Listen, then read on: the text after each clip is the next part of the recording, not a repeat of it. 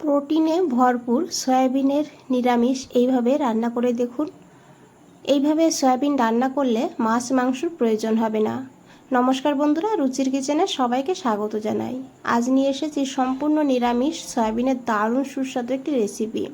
চলুন রেসিপিটা দেখে নিয়ে যাক। এখানে দেখুন আমি 1 বাটি সয়াবিন নিয়েছি। সয়াবিনটাকে গরম জলের মধ্যে দিয়ে তারপরে একটু লবণ দিয়েছি, 1/2 চামচ মতন লবণ দিয়ে এইভাবে 2-3 মিনিট সয়াবিনটাকে একটু ভাপিয়ে নেব। এইভাবে গরম জলে ভাপিয়ে নিলে তাহলে কিন্তু সয়াবিনগুলো বেশ নরম হয়ে যায়। সয়াবিনের মধ্যে যে একটা গন্ধ থাকে সেই গন্ধটা কিন্তু থাকে না। তো অবশ্যই এইভাবে 2-3 মিনিট গরম জলে একটু সয়াবিনগুলোকে সিদ্ধ করে নিতে হবে। 2-3 মিনিট হয়ে গিয়েছে, এখন আমি গ্যাসটা বন্ধ করে দিয়েছি। সয়াবিনটাকে নামিয়ে ঠান্ডা জলে একবার ভালো করে ধুয়ে নেব। এদিকে দেখুন একটা ভাজা মশলা বানাবো, তার জন্য একটা ফ্রাই প্যান বসিয়ে দিয়েছি গোটা গরম মশলা, এলাচ, লবঙ্গ, দারচিনি, 4-5টা দিয়েছি গোলমরিচ, একটা শুকনো লঙ্কা। তারপরে দিয়েছি এখানে 1/2 চামচ গোটা জিরা, আর এরই সঙ্গে দিয়েছি 1/2 চামচ গোটা ধনিয়া। গ্যাসের ফ্লেমটা একদম লোতে রাখতে হবে। লোতে রেখে মশলাটাকে ভালো করে ভেজে নিতে হবে। খেয়াল রাখবেন মশলা যেন কালো না হয়ে যায়, তাহলে কিন্তু খেতে ভালো লাগবে না, তেতো হয়ে যাবে। তাই এইভাবে লো ফ্লেমে একটু ভেজে নিতে হবে মশলাটাকে। তো মশলা এখানে ভাজা হয়ে গিয়েছে দেখুন। এখন নামানোর আগে আমি একটু কসুরি মেথি দিয়েছি। কসুরি মেথিটাকে দিয়ে ভালো করে মিশিয়ে নামিয়ে নেব। এখন এই মশলাটাকে ঠান্ডা করে নিতে হবে। এদিকে দেখুন সয়াবিনটাকে আমি ঠান্ডা করে তারপরে জল থেকে তুলে নিয়েছি। হাত দিয়ে চেপে চেপে জলটা একটু ঝরিয়ে নিতে হবে। সয়াবিনের মধ্যে যেন জল না থাকে সেদিকে একটু খেয়াল রাখবেন। এখানে দেখুন আমি নিয়েছি একটা ক্যাপসিকাম ছোট সাইজের এইভাবে কেটে, একটা টমেটোর বীজটাকে কিন্তু বাদ দিয়ে তারপরে কেটেছি। এদিকে একটা কড়াইতে দিয়েছি 2 চামচ সাদা তেল। রান্নাটা বন্ধুরা আমি সাদা তেলে করেছি, তবে সর্ষের তেলেও করা যাবে। তেল গরম হয়ে গেলে দিয়েছি এখানে একটু লবণ, অল্প করেই লবণ দিয়েছি। এখন খুব ভালো করে মিশিয়ে নিতে হবে। তারপরে এখানে দিয়ে দিতে হবে কেটে রাখা সেই ক্যাপসিকামগুলো। এরই সঙ্গে দিয়ে দিয়েছি টমেটো। এখন খুব ভালো করে টমেটো আর ক্যাপসিকামটাকে হালকা এইভাবে ভেজে নেব। একদম কালার চেঞ্জ করব না, হালকা হালকা ভাজার দাগ হবে এই টমেটো ক্যাপসিকামের গায়ে, তখন কিন্তু ক্যাপসিকাম আর টমেটো তুলে নিতে হবে। দেখুন বন্ধুরা এগুলো ভাজা হয়ে গিয়েছে, এখন এগুলোকে তুলে নিতে হবে। এই কড়াইতে যতটুকু তেল আছে এই তেলের মধ্যেই সয়াবিনগুলো দিয়ে দিয়েছি। সয়াবিন ভাজার সময় খুব বেশি তেল দেবেন না, তাহলে কিন্তু যতটাই তেল দেবেন সয়াবিনে সোপ করে নেবে, সেই কারণে। আর এখানে আমি লবণ দেব না, লবণ ছাড়াই এইভাবে সয়াবিনটাকে ভেজে নেব। লবণটা দিয়ে কিন্তু একটু ভাপিয়ে নিয়েছিলাম, তাছাড়া কড়াইতেও লবণ দিয়েছিলাম প্রথমে, সেই কারণে। তো এইভাবে সয়াবিনটাকে ভেজে তুলে নিতে হবে।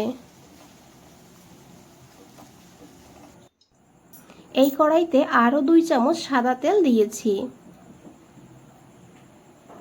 তেলটাকে খুব ভালো করে গরম করে নিতে হবে। তারপরে এখানে দিতে হবে 1 টুকরো বাটার, তবে বাটারের পরিবর্তে আপনারা এখানে ঘিও দিতে পারেন 1 চামচ।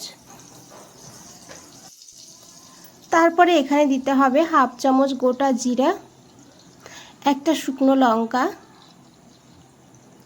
আর দিয়েছি এখানে গোটা গরম মশলা, এলাচ, লবঙ্গ, দারচিনি। এলাচের মুখটা একটু ফাটিয়ে দিতে হবে, এতে ফ্লেভারটা খুব ভালো তেলের সঙ্গে মিশে যাবে। এখন এই ফোড়নটাকে ভালো করে ভেজে নিয়েছি। তারপরে এখানে দিয়ে দিয়েছি 1 চামচ চিনি। চিনিটা এই সময় দিলে কালারটা যেমন সুন্দর হবে, তাছাড়া কিন্তু এই রেসিপির স্বাদটাও অনেকটা ভালো হবে। চিনিটাকে দিয়ে খুব ভালো করে একটু মিশিয়ে নিয়েছি। আর এখন এখানে দিয়ে দিয়েছি লবণ। এই রেসিপিতে যতটা লবণের প্রয়োজন আমি কিন্তু এই সময় দিয়ে দিয়েছি। আর গ্যাসের ফ্লেমটা একদম লোতে রাখবেন, তারপরে মশলাগুলো দেবেন। দিয়েছি 1/2 চামচ কাশ্মীরি লঙ্কার গুঁড়ো। কাশ্মীরি লঙ্কার গুঁড়ো দিলে কালারটা খুব সুন্দর হবে, ঝাল হবে না। আপনারা দিতে না চাইলে নাও দিতে পারেন। আর এরই সঙ্গে দিয়েছি আমি আদা কাঁচা লঙ্কা বাটা। এখানে আমি একটা কাঁচা লঙ্কা আর এখানে 1/2 ইঞ্চি আদাকে একটু জল দিয়ে বেটে নিয়েছি। তারপরে দিয়ে ভালো করে এখন এই মশলাটাকে কষিয়ে নেব 2 মিনিট। মশলাটা এখানে হতে থাক। এদিকে দেখুন যে ভাজা মশলাটা ভেজে রেখেছিলাম ঠান্ডা হয়ে গিয়েছে। এখন এই মশলাটাকে একটা মিক্সার গ্রাইন্ডারের মধ্যে নিয়ে নিয়েছি, আর এখন এইভাবে মশলাটাকে গুঁড়ো করে নিয়েছি। একদম মিহি পেস্ট করার দরকার নেই, এইভাবে হালকা একটু দানা দানা থাকলে ভালো হবে খেতে। এদিকে দেখুন আমি নিয়েছি 10-12টা কাজু বাদাম, আর এই মিক্সার গ্রাইন্ডারের মধ্যে কাজু বাদামটাকেও দিয়েছি সাদা তিল 2 চামচ। তবে সাদা তিলের পরিবর্তে আপনারা এখানে 4 মগজও দিতে পারেন, না হলে পোস্ত দিতে পারেন। প্রথমে শুকনো অবস্থায় গুঁড়ো করে নিয়েছি এইভাবে, আর তারপরে এখানে দিয়েছি 2 চামচ টক দই। আর এখন এই মশলাটাকে একদম স্মুথ করে দেখুন বেটে নিয়েছি এইভাবে। এদিকে দেখুন 2 মিনিট হয়ে গিয়েছে, মশলা থেকে তেলও ছেড়ে দিয়েছে। এখন একবার খুব ভালো করে মিশিয়ে নিয়ে তারপরে এখানে দিয়ে দিতে হবে সেই বেটে রাখা কাজুটাকে দিয়ে এখন 2-3 মিনিট কাজুটাকে ভালো করে কষিয়ে নেব। এতে এই কাজু বাদামের যে একটা গন্ধ থাকে বা দইতে যে একটা গন্ধ থাকে সেই গন্ধটা কেটে যাবে। এইভাবে আস্তে আস্তে কষিয়ে নিতে হবে মশলাটাকে, আর এইভাবে নাড়তে হবে। যেহেতু কাজু বাদাম দিয়েছি তাই নিচে লেগে যেতে পারে, তাই এইভাবে নাড়াচাড়া করে মশলাটাকে ভালো করে কষিয়ে নিতে হবে। তো দেখুন মশলা থেকে তেল ছেড়ে দিয়েছে, আর মশলাটা দেখতে কতটা লোভনীয় লাগছে, খেতেও কিন্তু দারুণ হয়। একবার হলেও বানিয়ে দেখবেন এইভাবে। মশলা কষানো হয়ে গেলে তারপরে এখানে সয়াবিনগুলো দিয়ে খুব ভালো করে এখন মশলার সঙ্গে কষিয়ে নিতে হবে। বন্ধুরা রেসিপিটা দেখতে থাকুন, ভালো লাগবে, আর ভালো লাগলে অবশ্যই একটা লাইক করে দেবেন, চ্যানেলটাকে সাবস্ক্রাইব করে পাশে থাকবেন, কমেন্টসে জানাবেন কেমন লেগেছে। এখানে দেখুন ঢাকা দিয়ে আমি রেখে দিয়েছি 2 মিনিটের জন্য। 2 মিনিট পর ঢাকনাটা সরিয়ে নিয়েছি। এখন একবার খুব ভালো করে মিশিয়ে নিতে হবে।